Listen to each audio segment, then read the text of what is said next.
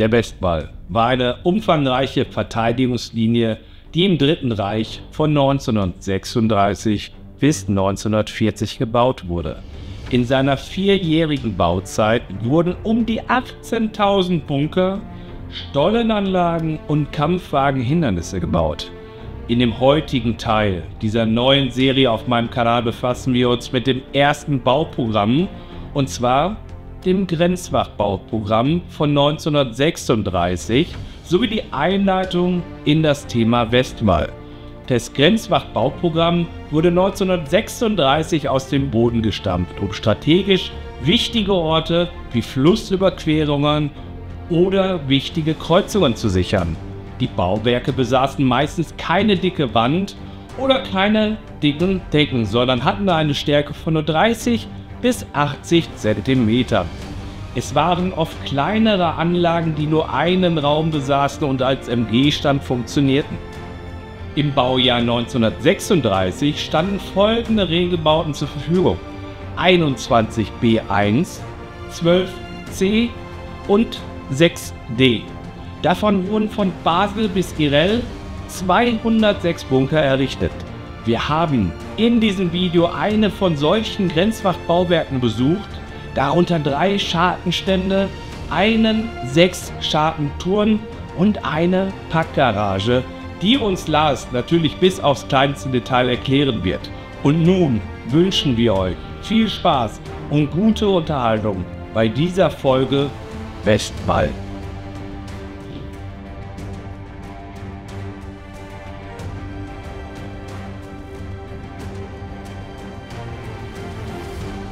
Einen wunderschönen guten Morgen, meine lieben Freunde. Herzlich willkommen, und es ist mir eine Ehre, euch heute den zweiten bzw. ersten Teil der Serie Westwall vorzustellen. Warum denn eigentlich der zweite Teil oder der erste Teil? Warum gibt es da eigentlich irgendwelche Fragen? Wir haben ja bereits einen Teil herausgebracht, das war die Zahl 0, weil das war das Debüt, da habe ich den Lars kennengelernt, da war er noch nicht so 100% bereit vor der Kamera zu sprechen, aber er hat mir heute zugesagt, heute vor der Kamera den kompletten Grenzwacht einmal vorzustellen, uns da einen Abriss zu geben. Und an dieser Stelle, er hat einen klitzekleinen Fehler gemacht im letzten Video, und ich hatte das Video schon gerendert und hochgeladen, und ihr müsst wissen, das dauert roundabout ungefähr 6 Stunden, um so ein Video über 1 Stunde hochzuladen und zu rendern. Und ich hatte vorher nochmal eine Kopie hochgeladen, und ihm war das so wichtig, das Ganze nochmal klarzustellen, dass er das unter das 0. Video quasi einmal drunter geschrieben hat. Es ging da um eine Schartenplatte oder eine Bunkerstärke. Die war nicht 60, sondern 80 oder andersrum. Also ihr seht, es geht ihm wirklich darum, hier 100% Realismus und auch Wahrheiten zu kommunizieren. Er ist da wirklich schon fast pedantisch. Und das macht ihn natürlich auch aus, und das hebt das Niveau von diesen Videos auf ein ganz anderes Level. Und ihr seht, es ist immer noch verdammt kalt. Ich bin wieder auf demselben Parkplatz, wo ich letztes Mal war, und ich freue mich heute, euch den ersten richtigen Teil, die Einführungsrunde vom Westwall vorzustellen. Mal schauen, was wir heute sehen. Ich habe noch keine, also ich habe eine grobe Ahnung, und ich merke gerade, die Sonne kommt raus und die hat richtig Energie heute. Wir haben bestimmt so 0 bis -2 Grad, aber die hat richtig Power. Also von da, ich bin mal gespannt, wie so der Tag heute wird. Ich wünsche euch auf jeden Fall viel Spaß und gute Unterhaltung. Nicht bei Relikte der Vergangenheit, sondern bei Westwall. Der Westwall. Also von daher, stay tuned. Ich warte noch auf den Lars, und dann geht das gleich los. So, meine Freunde, also ihr seht, wir sind jetzt mitten, sind wir im Hüttgenwald? Das kann man schon zum Ja, also wir sind hier gerade mitten im Hüttgenwald, und ihr kennt das wahrscheinlich aus verschiedenen anderen Videos oder vielleicht bei mir aus dem 0. Teil. Es ist einfach wunderschön, und wir haben wieder mega Glück mit dem Wetter. Und Lars ist heute leider ein bisschen krank, deswegen seht es uns nach, wenn wir vielleicht nicht 100% geben können. Aber wir gucken uns auf jeden Fall heute sehr, sehr spannende Bauwerke an, die ich tatsächlich vorher noch nicht kannte. Und Lars, es ist auf jeden Fall an der Zeit, dass du dich einmal ganz kurz vorstellst. Jo, was soll ich sagen? Ich steuere jetzt auf meine 20er zu, ich bin der Lars. Ich kenne mich halt ein bisschen was gut mit dem Westwall aus. Wir haben uns über Social Media kennengelernt, angeschnuppert. Oder wie man das nennen mag. Und ich führe den guten Jörg hier halt eben was rum. zeige ihm das alles, erkläre ihm das alles und zeige aber auch euch das alles, damit ihr das auch alles versteht. Seid mir nicht böse, wenn ich mich ab und zu verspreche oder vielleicht eine falsche Maße nenne. Das ist das, wenn du so viel im Kopf hast, da ist das. Aber das korrigieren wir, da haben wir gar kein Das Problem korrigieren wir, Ja. entweder schreibe ich es in die Kommentare oder der gute Jörg, der macht das halt beim Schneiden. Exakt. Und wir hatten das letzte Video ging ja 1,5 Stunden, da waren 3 kleine Fehlerchen drin. Fehlerchen. Aber der Lars hat so einen Anspruch an sich selber, dass er das unbedingt noch mal korrigieren wollte. Also von daher, Lars, erstmal vielen, vielen Dank, dass du uns hier bei diesem Video unterstützt und vor allem, dass du uns so tolle Einblicke in diese Zeit vor über 80 Jahren gibst und uns zeigst, wie das damals hier funktionierte. Da oben haben wir einen Regelbau schon uns angeguckt, ne? Genau, ein 102. 102D, wohl eher gesagt, aus dem Jahre 1939, also das Aachen-Saar-Programm, Neubauprogramm. Darauf gehen wir aber später nochmal drauf ein. Wir beschäftigen uns eigentlich heute nur mit dem Grenzwertbauprogramm, das sprich 1936. D-Bauwerke, nur 30 cm. Damit wir auch sicher gehen können. Ein Maßband mit. Wie gut. Mega. Ja, wir gucken uns jetzt gleich mal eine Packgarage an. Also das praktisch ein Packunterstellraum für eine 3,7er Pack.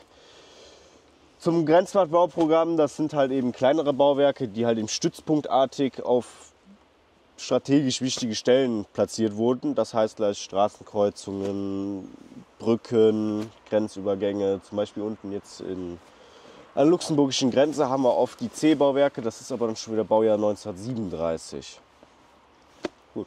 Und Pack steht für Panzerabwehrkanone. Panzerabwehrkanone. Da war dann eine 3,7er drin, Pack 36.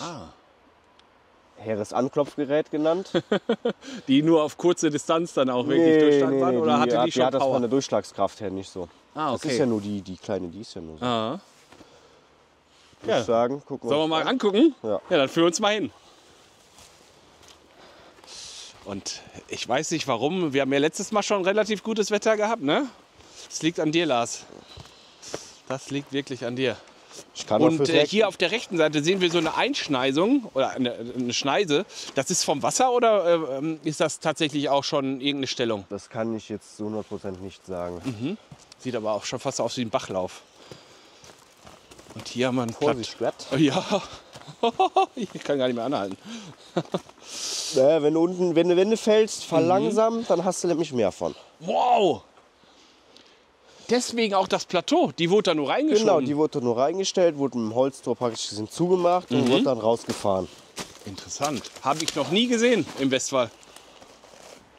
Das ist auch meines Wissens nach die letzte noch erhaltene, die nicht gesprengt ist. Ja. Da ist ein Tresor drin. Die Funktion kann ich zu 100% jetzt nicht sagen, ob er nachträglich eingebaut wurde oder ob er während des Krieges eingebaut wurde. Wir gehen mal rein. Und Das ist uns nicht überliefert. ja, scheint auch Blattloser drin gehaust zu haben. Und tatsächlich, Leute, hier ist ein Tresor drin. Oder ist das ein Ofen? Nee, ne? Nee, das ist ein Tresor. Wieso ist hier ein Tresor drin? Das ist uns leider halt eben nicht überliefert. Aha, und hier haben wir noch irgendwas Betoniertes. Ne, das ist die Halterung. Ja, für die den Halterung. Tresor. Hier war wahrscheinlich auch noch. Und oben drauf war ein Deckel, ne? Gut möglich. Wahrscheinlich. Und hier hat Wir man, haben hier auch nur eine Wellblechdecke. hier hat man versucht aufzubohren. Also man wollte wirklich an das Innerste vom Tresor. Und hier seht ihr auch, das ist tatsächlich ein Tresor. Lass den Müll jetzt Ja, sein. das Wenn du Bargeld suchst, wird da keins mehr drin sein. Nee. Wir haben hier noch eine Wellblechdecke. Und das Elfenbein, ne? Nee, das ist jetzt weiß gestrichen. Das ist weiß. Das ist jetzt weiß gestrichen. Also es kommt halt eben immer auf den Festungspionierstab drauf an, Ja. wie das praktisch gesehen gestrichen wird. Manche streichen das Elfenbein, bei manchen habe ich aber auch schon gesehen, dass es weiß gestrichen ist. So, wir haben eine kleine Belüftung. Oh, sogar gegen Granateneinwurf. Oder Ja, gegen Mäuse oder so. ja, allgemein. Einfach ein Schutz. Dass du hier ins Innere nichts reinwerfen kannst, aber viel Platz ist hier drin nicht. Nee. Kannst auch keinen Kleinwagen reinparken. Nee. Kannst du vergessen. Das ist ja spannend. Und dann wurde die hier rausgezogen. Wurde dann rausgezogen, wurde dann hier in Stellung gebracht und konntest du dann halt eben, wenn ich es jetzt noch richtig in Erinnerung habe, ist da unten irgendwo eine Brücke. Praktisch gesehen wurde dann halt eben dann dort, weil du da drüber kommst, befeuert. Zu dem Zeitpunkt, als das hier gebaut wurde, stand das Kampfwagenhindernis noch nicht, weil das ist 1939 gebaut worden. Oh, da unten ist eine Hügel, wie heißt es nochmal? Höckerlinie. So. Oder was haben wir da unten? Auf der anderen Seite. Auf der anderen Seite des Berges haben wir eine Höckerlinie. Ja. Die wurde aber alles im Zuge des Neubauprogramms, Aachen-Saar-Programm halt eben gebaut. Verstehe. Ich versuche noch mal einen besseren Überblick zu bekommen für euch. Also da wurde die Pack dann rausgezogen und da, wo der Lars jetzt gerade steht, wurde die dann hingestellt. Vielleicht war hier auch noch ein kleiner Wall, ne? Gut möglich. Gut möglich. Und dann hatte man hier die Arbeits- bzw. Kampffläche. Und das sind Versorgungswege hier unten, oder? Da wurde wahrscheinlich die Munition rangeführt. Könnte gut sein, ne? Das Problem ist, das lässt sich alles nicht mehr hundertprozentig sagen. Du kannst Vermutungen ausstellen, aber Vermutungen sind meistens tödlich. Das stimmt, das stimmt. Wie schon gesagt, wir können es nicht eindeutig zu 100% sagen. Ich gehe mal eher davon aus, dass die Munition von oben rangeführt wurde, weil... Weil da der Bunker war, ne? Nee, der Bunker war ja nicht da, als das hier gebaut wurde. Ach, stimmt ja. Das wurde ja 36 gebaut. Ja.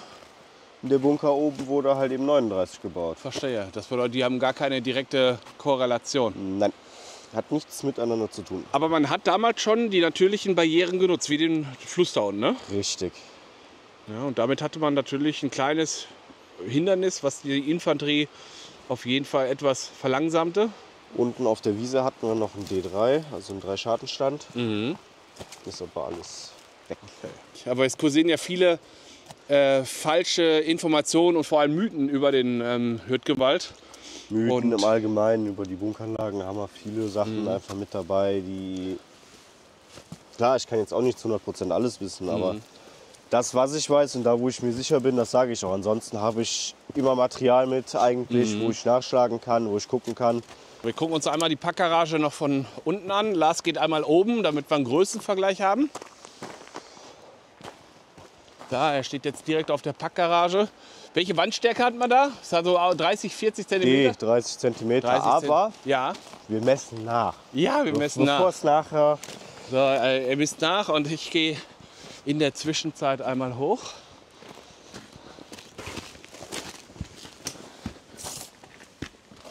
Zack. So, Maßband dabei. Ja, 30. 30 cm. Der hat ja hier nochmal eine Ausbuchtung drin. Aha. Die abgerechnet haben wir um die 30. Okay, und hier nochmal die andere Seite der Da Belüftung. oben drauf, gehen wir nach Ja. oben. Komm mit. Ah ja, da hinten ist auch noch mal was, oder? Oder sind nur Steine? Ah, da. Das Problem ist, bei den Grenzwertbauten ist das nicht wirklich hinterlegt, ob es jetzt einen Ofen hatten, ob es jetzt Betten hatten. Das ist halt eben auch das Problem beim D3-Schartenstand. Halterungen für Betten sind eigentlich keine da.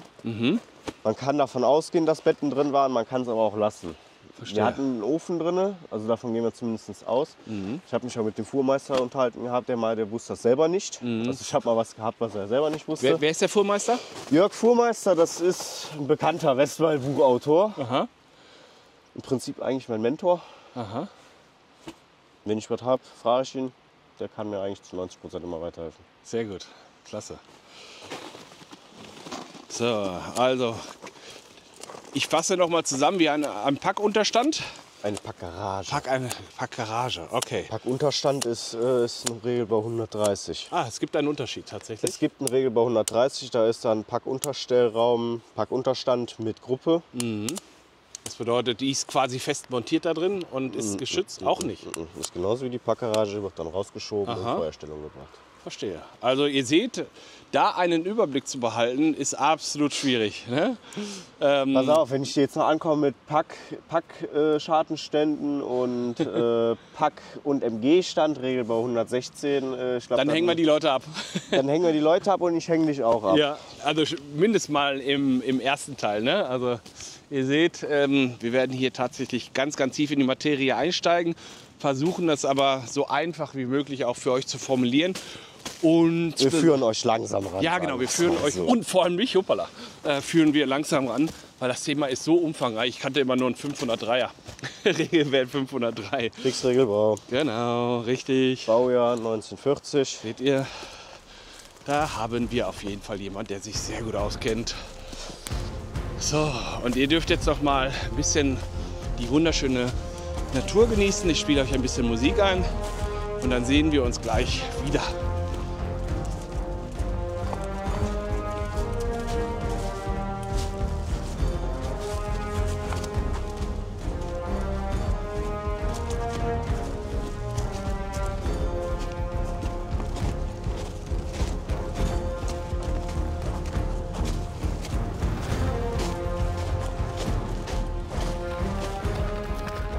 So, meine Freunde, also wir haben einen kleinen Abstecher gemacht, RAD-Bunker.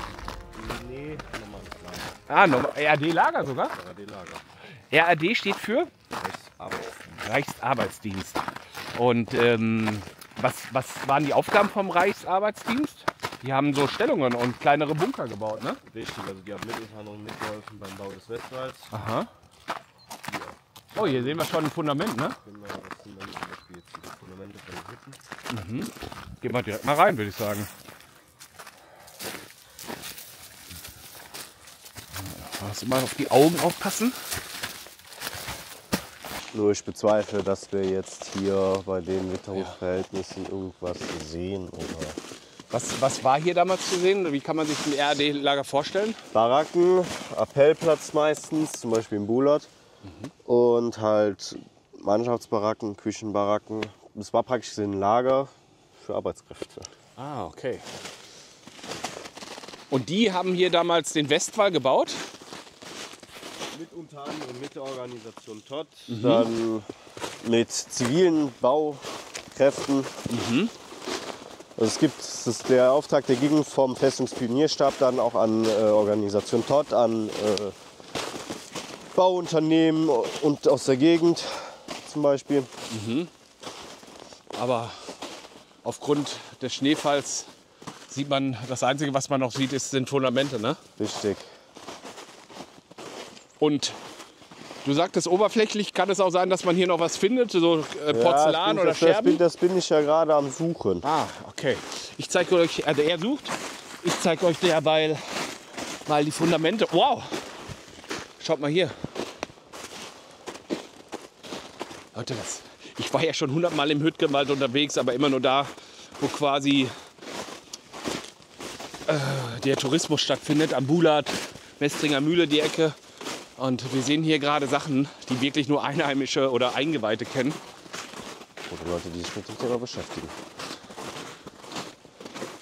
Aber es wird auf jeden Fall schwierig, hier noch was zu finden. Aber er ist auf jeden Fall zielstrebig dabei. Ich habe hier schon mal Sachen gefunden, deswegen. Ja. Aber wir haben hier locker noch 15, teilweise sogar 20 cm Schnee. Also das. So, meine Freunde, herzlich willkommen zurück. Wir haben jetzt ein paar Kilometer gemacht und schaut mal das perfekte Wetter. Und direkt vor uns liegt ein Grenzwachtbauten C4. Grenzwachtbauten C4. Und sieht aus, als ob er geschliffen bzw. gesprengt wurde, oder? Nein, das Ding ist noch intakt, aber mittlerweile halt eben zu. Ah. Als ich 2018 da war, mit dem Fahrrad noch, war das ganze Gebäude noch begehbar. Aber mittlerweile wurde das aus Fledermausschutzgründen zugemacht. Also wir befinden uns jetzt direkt im Bereich der Schusslinie von dem Sechsschartenturm. Wie heißt das Bauwerk nochmal? Das ist ein C4, Ein C4. WH10 bzw. GW10, weil es ein Grenzwachtbauten ist. Ja, und der hatte hier mit seinen höchstwahrscheinlich zwei MG34. Eins. Eins. Also ich gehe mal von 1 aus. Ja. Das ist halt eben ein kleiner Regelbau, da wird, denke ich mal, keine 234er drin gewesen sein. Aber selbst mit einem MG34 und der hohen Kadenz hatte man hier ein perfektes Schussfeld. Das war dann Richtung Das ist Richtung belgische Grenze. Belgische Grenze. Und man ist hier leicht erhoben. Und hier gibt es noch ein kleines Tal dazwischen, aber auf der anderen Seite ist es ungefähr Das ist Moor da unten. Moor ist es sogar? Ja. Ah ja, das bedeutet, Leute, man hat hier also die natürliche Vegetation, in dem Fall Moor, dann auch genutzt, um die Truppen, die hier dann angreifen, dann auch zu verlangsamen. Ne? Richtig. Und was können wir grundsätzlich noch über das Grenzbauwachtprogramm sagen? Ist halt eben von den frühen Anfängen, direkt nach der Neckar-Einstellung 1936 angefangen gebaut worden, halt eben stichpunktartig. Meistens Ausbaustärke D. wie hier auch zum Beispiel Ausbaustärke C. Wann der jetzt genau gebaut wurde, kann ich dir jetzt nicht sagen. Aber ist halt eben noch betitelt als GW, Grenzwachtbauten. Andere Bunker haben halt eben WH. Also praktisch gesehen, die haben jetzt eine Nummer WH 132. Der hier hat dann GW 10. Praktisch gesehen, das GW steht für Grenzwacht. Das sehen wir auch nachher noch, wenn wir den intakten Dreischartenstand noch angucken gehen. Da steht auch vorne noch die Nummer noch drüber. Wow. GW 27. Und dann würde ich sagen, gucken wir uns das jetzt gleich mal was aus der Nähe an. Oder hast du noch Fragen? Nee. Tatsächlich gucken wir uns den jetzt aus der Nähe an. Der ist zu einem Fledermaus. Schutzgitter zwischen, es ist aber auch eigentlich nur ein Raum, wo halt eben Ofen, Betten und halt eben eine Schattenplatte 48p8 drin war. Wie schon gesagt, der Turm, der war nichts Großes. Der 423 P01 hat nur eine Stärke von 60 mm. Das ist... Aber für die damalige Zeit, 1936, hat das ja schon eigentlich viel. ausgereicht, ne? 60 mm ist vielleicht so eine Dicke. Oh, das ist wirklich ganz wenig. Ja. Also maximal Maschinengewehr, ne? Oder Splitter. Bei Ausbaustärke D kann MG Streufeuer und Splitterschutz bieten. C kann jetzt MG Punktfeuer abwehren, auch Splitterschutz. Dann bei B, das zählen wir, das habe ich ja schon alles aufgezählt. Exakt, ganz Ja. genau. So Leute, und ich stehe hier gerade in der Sonne und ich glaube, morgen bin ich braun. Es ist richtig warm in der Sonne, obwohl wir hier also wahrscheinlich die Temperatur in der Luft wird wahrscheinlich bei -2 liegen. Aber es ist im Gesicht richtig warm. Skifahrer werden das kennen. Das musst du dir vorstellen, das ist dann beim normalen Sechsschartenturm in B 20p7 die Stärke. Das ist schon... Richtmaß war 250 mm. Eigentliches Maß, was nachgemessen wurde, ist 295 mm. Knapp 30 cm Panzerstahl. Ja, das hält schon was aus. Ja. So, wir gehen jetzt mal ein bisschen näher ran, würde ich sagen, ne? Ja. So, wir befinden uns jetzt direkt an dem Bauwerk. Und Hier vorne war dann der Sechsschartenturm montiert. Die Stelle ist mittlerweile ein bisschen was übererdet, dann ging es dann praktisch hier rein. Den Sechsschartenturm hat man rausgesprengt, raus entfernt. ich stehe jetzt quasi genau drin, ne? Du stehst jetzt genau im Sechsschartenturm, wenn du dich jetzt umdrehst, hast du dann... Ja, und da werden wir natürlich Respekt walten lassen. Und da, wo Fledermaus-Schutzgitter ist, gehen wir natürlich... Ein Film können wir trotzdem. Ja. Nee, lass mal. Da wird ja nichts zu sehen sein. So, du stehst jetzt direkt im Sechsschartenturm. Im Sechsschartenturm hast du praktisch hier eine Scharte, dahin eine Scharte, dahin eine Scharte und dahin eine Scharte. Bedeutet das leffertierte MG34, ne, das konnte man dann in jede Scharte einsetzen. Das zeige ich dir noch im Saarbrückener Teil, beim WH316, da haben wir die Schartenlafette 34. Das ist dann praktisch ein Kugelkopfverschluss. Die schiebst dann, die setzt du dann hoch an.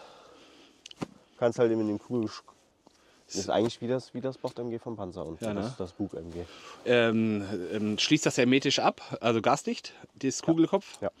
Und dann hatte man hier immer einen gewissen Winkel, aus dem man wirken konnte. Ich glaube 67, 62 Grad oder so. Müsste ich auch jetzt wiederum nachlesen. Und dann konnte man hier den Bereich verteidigen. Ich habe gesagt, wir haben hier eine Ausbaustärke von 60 cm, nicht 80. Das hält halt MG-Punktfeuer ab und halt eben nur Splitter. Wenn du da mit der 155er drauf knallst, Dann ist vorbei, ne?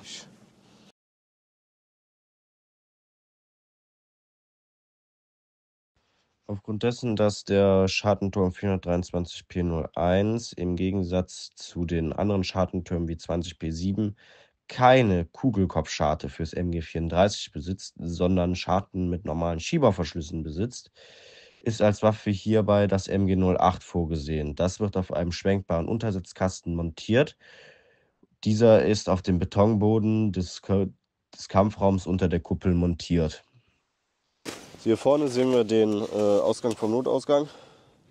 Das Bauwerk hat eine abgerundete Decke hier.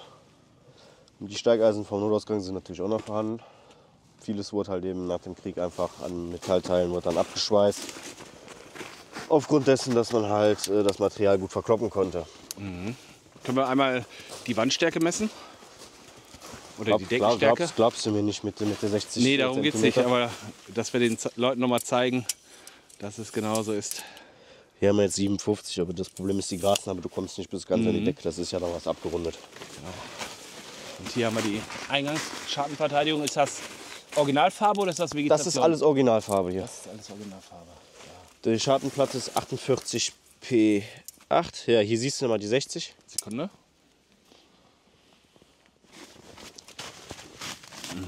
Genau 60. Der Festungspionierstab 22 war ziemlich genau. Wie schon gesagt, da war eine Panzertür drin, eine einteilige. Die blenden wir jetzt auch hier oben ein. Ja. Und ich zeige euch noch mal ein Detail. Die Aufnahme für die Tür richtig massiv. Und hier habt ihr noch mal eine Detailaufnahme von der Scharte. Die Schartenplatte 48P8 ist dort auch noch vorhanden, auch noch drin. Das können wir uns halt eben leiderischerweise nicht mehr ansehen. Da hätten wir, glaube ich, so um die 5, 6, 7, 8 Jahre früher kommen müssen. So, wo gehen wir jetzt hin?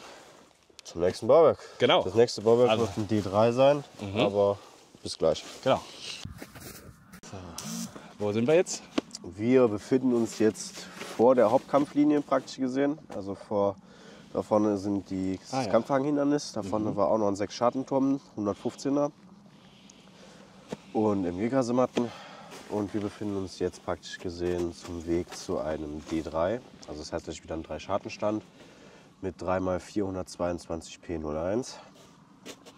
Das ist die Scharte, ne? Genau, das ist die Scharte. Okay. Meinst du, die Baumreihe war damals schon oder ist die nachträglich gepflanzt worden? Ich gehe mal stark, aufgrund des Alters von der Baumreihe gehe ich stark von nachträglich aus. Ja, sieht sehr jung aus. Weil Fichten brauchen nicht so lange zum Wachsen. Ja, deswegen hat man die ja auch im Hüttgenwald damals gepflanzt, ne? Nach dem Krieg, damit Richtig. man schnell wieder Baumbestand hatte. Oh, man sieht wieder, wir haben ja in dem ersten Teil, also in dem 0. Teil, haben wir ja auch eine, das ist das doch gleiche Bauwerk, ne? Das ist das gleiche Bauwerk. Wir werden das Bauwerk heute zweimal sehen. Okay, also geh gerne mal rein und erklär mal ein bisschen, was wir hier sehen. Wie schon gesagt, es ist ein bisschen was beengt hier für meine 1,80 Meter. Wir haben hier wieder 30 cm Wand- und Deckenstärke. Jetzt finde ich das Maßband nicht. Okay. Der hat jetzt zum Beispiel jetzt hier eine Erhöhung für die Haken einzubauen. Die Haken waren für die Tarnung? Für die Tarnnetze. Abtarnung? Für die Ja, Tarnnetze. jetzt haben wir hier mit der Erhöhung um die 40 cm. Aber roundabout Standard ist halt die 30. Hier haben wir einen weißen Streifen. Oder wofür war der Streifen? Weißt du das zufällig? Siehst du den? Du meinst hier die Kalkablagerung? Nee. Genau von hier bis hier. So einen kleinen Streifen. Das ist halt eben von der Vegetation so. Okay. Du hast hier zwar noch hier noch ansatzweise noch die seegrüne Farbe, aber interessant, habe ich auch selber noch nicht gesehen. Ach, das könnten aber auch die Verschalbretter sein. genau, Hier sieht man es besser. Genau, ist von der Verschalbretter. Ja, das wird da. Ja, das ist die Verschalung.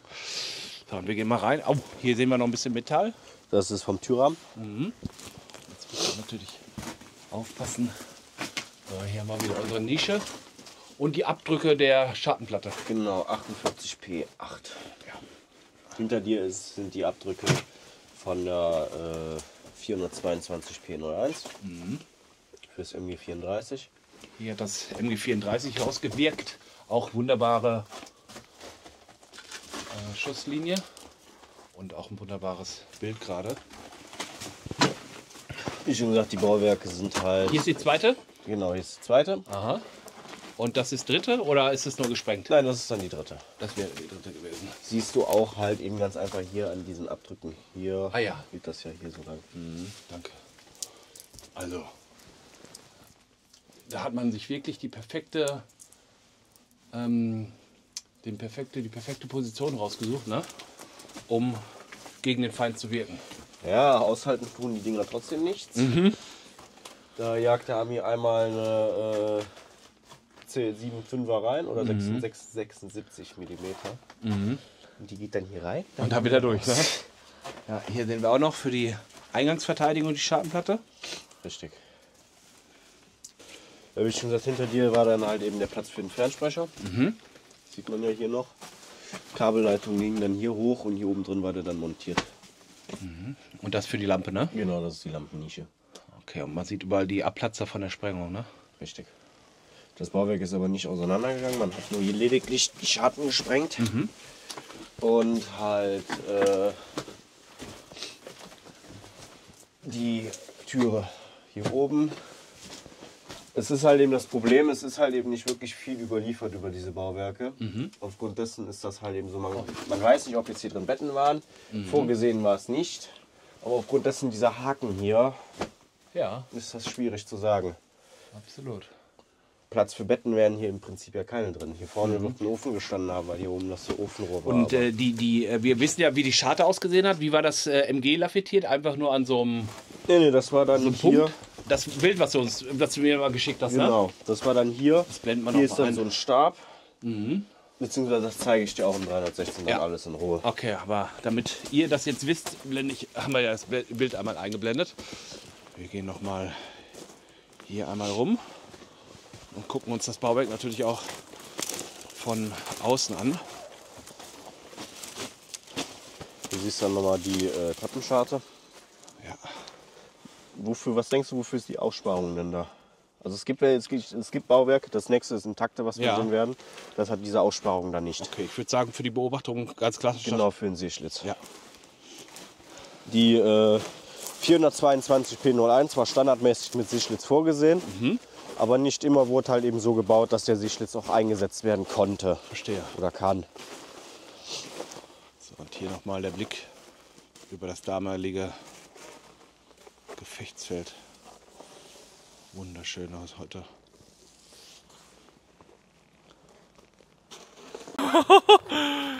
Oh. Scheiße, ist das glatt! Oh. Kacke! Lass uns lieber den schneebedeckten Weg gehen. Oh ja. Ja, du bist halt ein bisschen was jünger, ne? Innerhalb von kürzester Zeit bist du dann so alt wie ich. Schaut euch das mal, der surft hier quasi den Weg runter.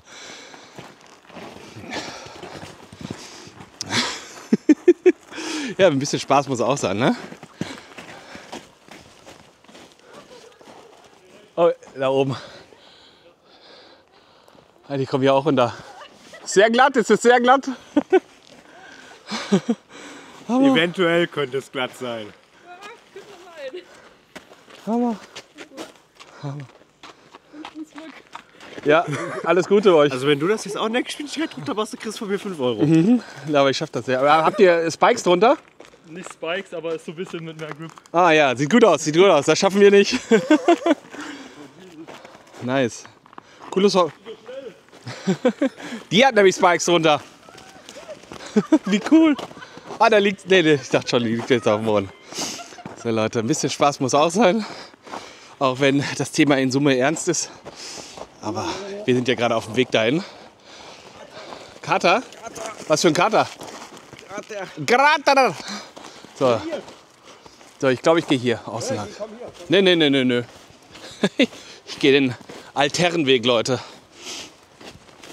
Den Altherrenweg, das ist mir zu gefährlich. Das kann die Jugend machen. Immer zur besten Sendezeit mache ich aus. Der ist nämlich hier gerade den kompletten Weg runtergerutscht. Aber vielleicht habt ihr jetzt das Glück, dass ich mir auch noch lang mache.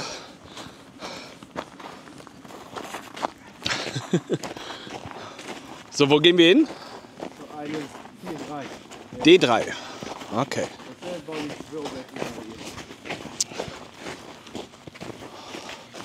Mega schön hier.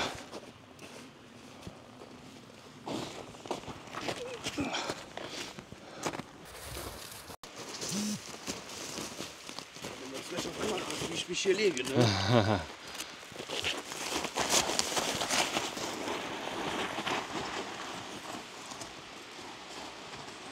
Ja, mal gucken, wie wir über den See rüberkommen. Ich wäre auch noch mal gerne 19 und so gelenkig und beweglich.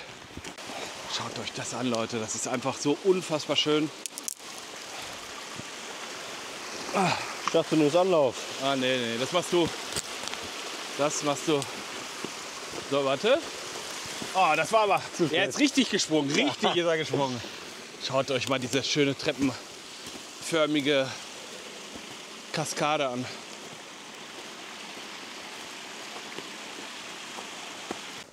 Da müssen wir durch, Leute. Alles fürs Video. Alles für den Beton.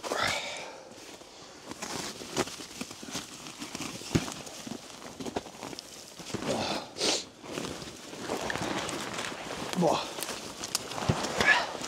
Jetzt weiß Wirst du uns mehr links halten? Nee, super.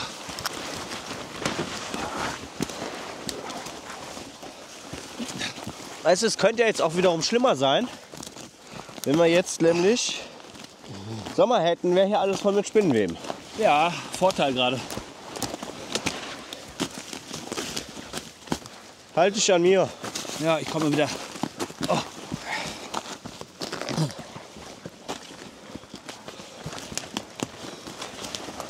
Nur nicht zu weit gehen. Das nachher alles wieder hochlaufen. Leute. Wäre beschissen. Es ist ja richtig kalt, aber ich schwitze wie so ein Iltis. Oh. Da vorne steht das Juwel, oder? Ist dir warm? Nö. Mir ist richtig warm. Damit ihr wisst, was das ist. Das ist das gleiche, was wir uns gerade angeschaut haben. Ne? Richtig. Grenzwachtbau. D3 Schadenstand. Genau. Und der ist komplett hier.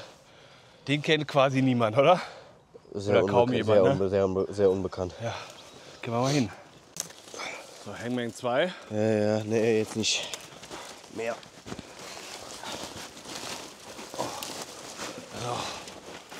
Und Leute, ich glaube, das ist der einzige ungesprengte, oder? Nein, wir haben bei Aachen noch einen, da sind auch noch die Panzerteile auch noch drin. Ach krass. Puh. Gut am Dampfen. Ich auch. So. Willst du noch mal ganz kurz zusammenfassen, was sagen, was wir hier haben? Das ist ein D3 Schadenstand. Hier intakt mit 3 Schaden, 422 P01 und 248 P8. Der hier ist noch intakt, hat eine Flügeltür gehabt. Die Tür blenden wir jetzt hier ein. Und der Rest siehst du jetzt gleich eigentlich drin. Oh. Schadenplatten wieder raus, ne? Ja. Oh, hier haben wir sogar noch eine Nummer. Ja, da steht eigentlich GW27. Ja.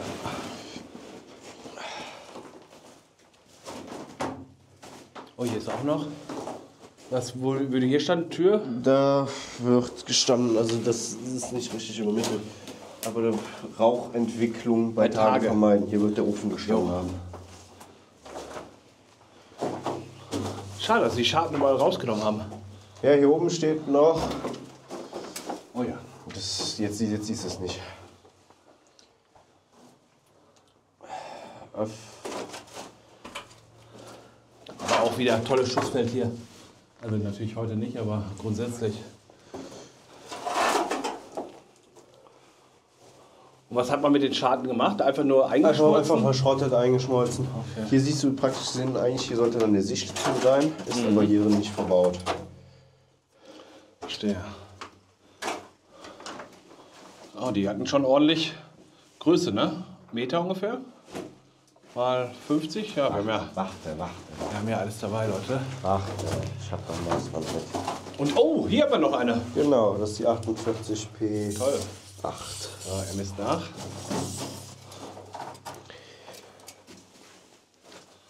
...75. Aha. Komm mal her, halt mal. Mal her.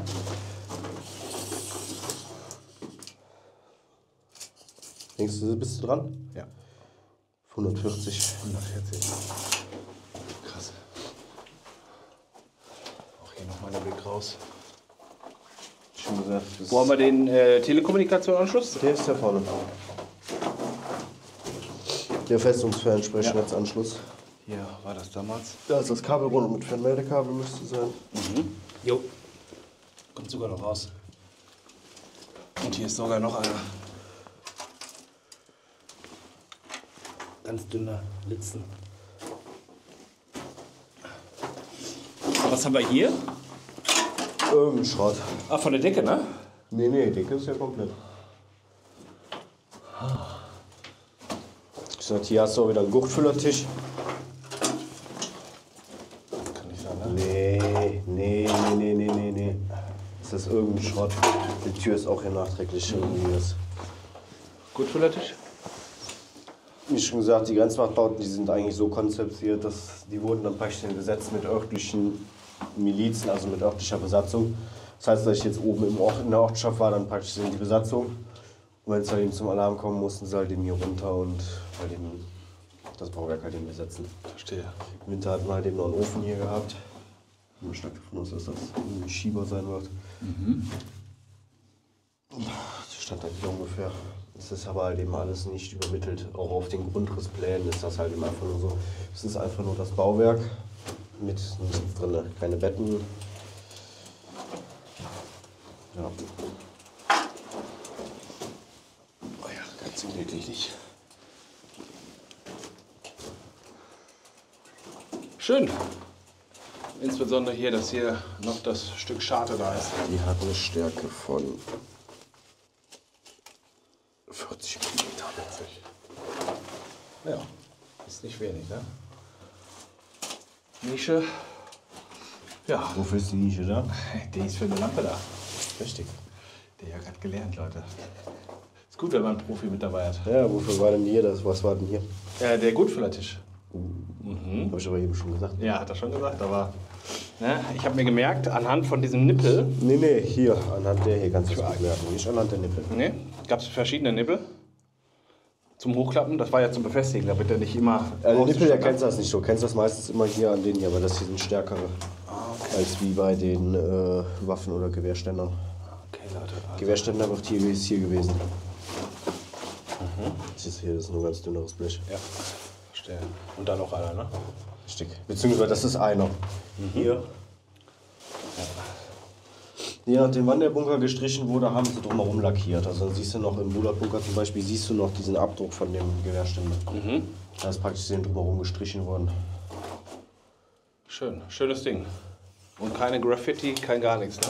Und wer hier hinkommt zum Graffiti-Sprühen, Ja. der blättert auf die Kon. Hier hast du noch einen, beziehungsweise das.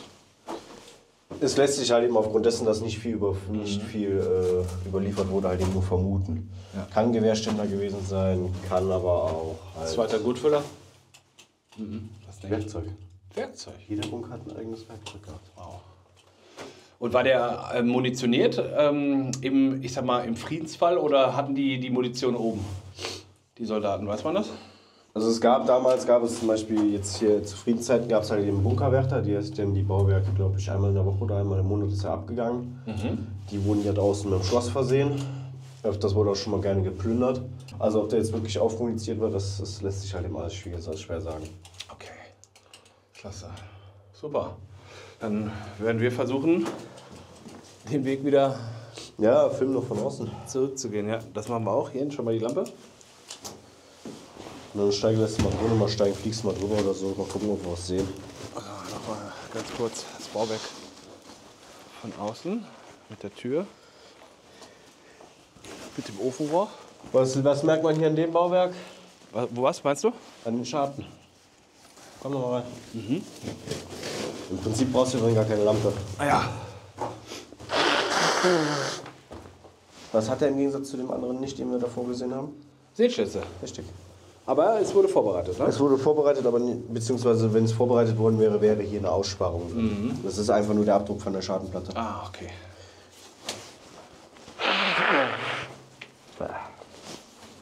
Also ihr müsst euch vorstellen, es war hier eine große Platte drin und dann hatte man hier was zur Seite schieben, ne? Genau. Eine 30 mm starke Platte. Ja, und hier war das Maschinengewehr, das MG34 montiert. Und das war das Schussfeld, aber das hatten wir ja gerade schon. Und nochmal von oben gesehen. Jetzt stehen wir oben drauf. Das hält uns auf jeden Fall. So, hier nochmal von vorne. Der Treppenscharte. Und hier gab es sogar einen Treffer oder mindestens mal einen Abplatzer. Hier auch. Wurde hier gekämpft? Nicht wirklich.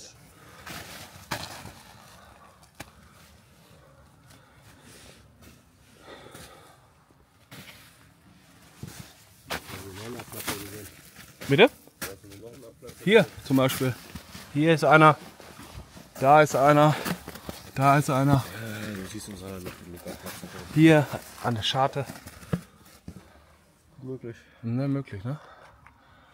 So. Und wir Kraxeln jetzt. kraxeln jetzt runter. Ja, Leute, der Rückweg war deutlich einfacher. Meine Haare haben ein bisschen gelitten. Aber wir haben uns auf jeden Fall an den glitschigen Untergrund jetzt gewöhnt. Jetzt fahren wir zum Bulat und machen da noch einmal die Aufnahme fürs Intro, damit ihr auch wisst, worum es geht. Bedeutet, wir springen thematisch jetzt noch mal an den Anfang. Das werdet ihr natürlich nicht miterleben. Und dann melden wir uns gleich noch mal wieder mit ein paar Abschlussworten. Wir befinden uns jetzt hier am Standort vom ehemaligen P4, der direkt da stand. P4 steht für? Ist die Wehrmachtsbezeichnung. P4 steht für, das war vermutlich ein Regelbau 20 Packstand. Eigentlich vorgesehen mit einer 3,7er Pack. Ab 1940 wurden aber viele auf Pack 42 umgerüstet. Das heißt eigentlich die 7,5er. So, beim Bau der Bauwerke wurden hier sogenannte Baumbrunnen gebaut. Hier standen Bäume drin vor dem Bau. Diese wurden dann mit einem Steinkreis umringt und danach wurde dann aufgeschüttet. Das heißt, wir sprechen, dass diese Bäume hier zur Tarnung beitragen. Hier sieht man den Steinkreis zum Beispiel nicht mehr. Wenn man hier vorne rein filmt, wahrscheinlich schon eher. Oh doch, hier sieht man noch ein bisschen Steine. Genau, das war dann ein Steinkreis. Und hier vorne hat jemand die schon rausgeholt. Ja. Es gab schon mal Leute, die haben dazu gesagt, das wären dann so Ein-Mann-Löcher befestigte. Ist aber nicht so. Das ist zur Tarnung des Bauwerks. Wie schon gesagt, man sieht ja hier den aufgeschütteten Hügel. P4 existiert leider nicht mehr, in den 70er oder so weggemacht. Das Einzige, was davon Und da ist sogar noch ein Baumschopf, ne? Das dürfte auch. Ne, das wird aber wahrscheinlich nicht vom Baumbrunnen sein. Ja, ist halt eben wie viele andere Bauwerke in den 70er weggemacht worden. Nur noch die Aufschüttung und halt eben das kleine Plateau dort vorne. Und die Baumbrunnen zeugen nur noch von der Existenz. Interessant. Kennen wahrscheinlich auch die wenigsten. Und hier stand die Pack. Hier stand der Packbunker Regelbau 20, blenden wir hier auch oben mal ein. Und wurde dann hier aufs Tal gerichtet.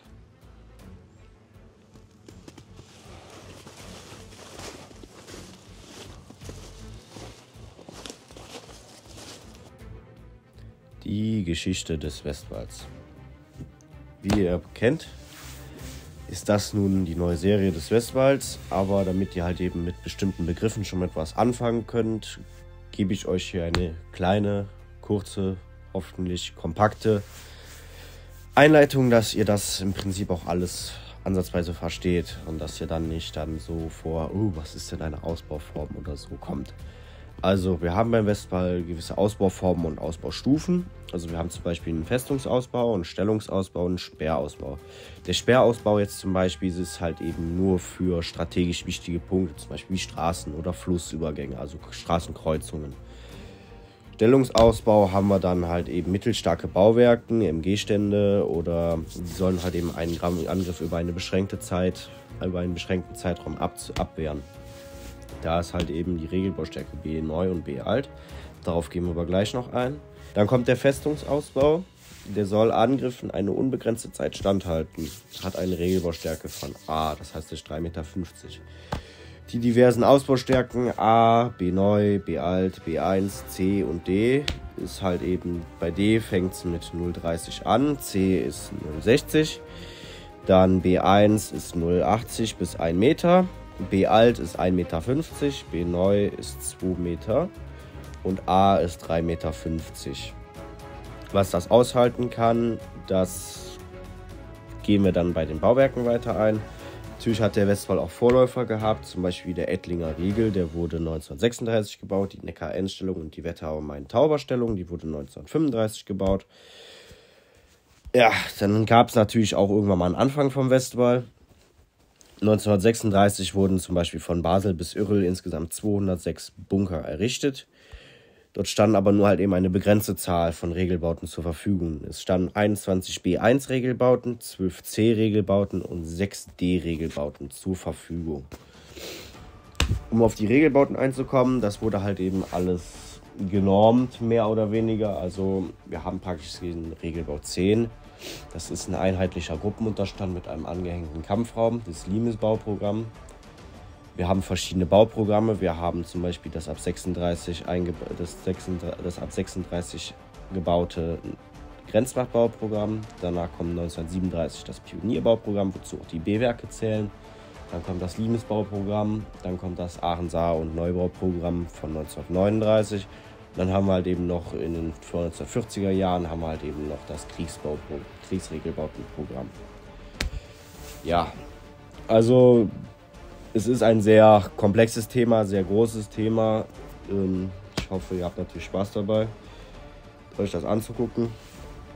Wir haben ja nicht nur die MG-Bunker, wir haben auch also die MG-Stände.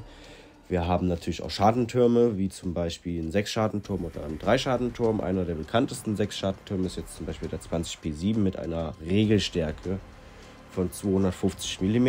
Der wiegt um die 51 Tonnen. Davon wurden 389 Stück gebaut. Dann der meistgebaute 3-Schartenturm ist jetzt der 407P9. Ich weiß, das sind so ganz schwierige, viele Nummern.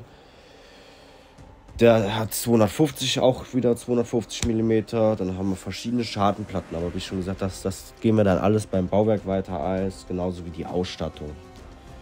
Kampfhandlungen, natürlich das bekannteste wird halt eben sein 1944 der am Hürtgenwald. Aber darauf gehen wir alles dann in Ruhe ein. Wichtig ist, dass ihr einfach nur wisst, die Bauprogramme, die Ausbaustärken und alles weiter erklären wir dann. Und hoffen wir mal, habt viel Spaß, schaut bis zum Ende und bis dann.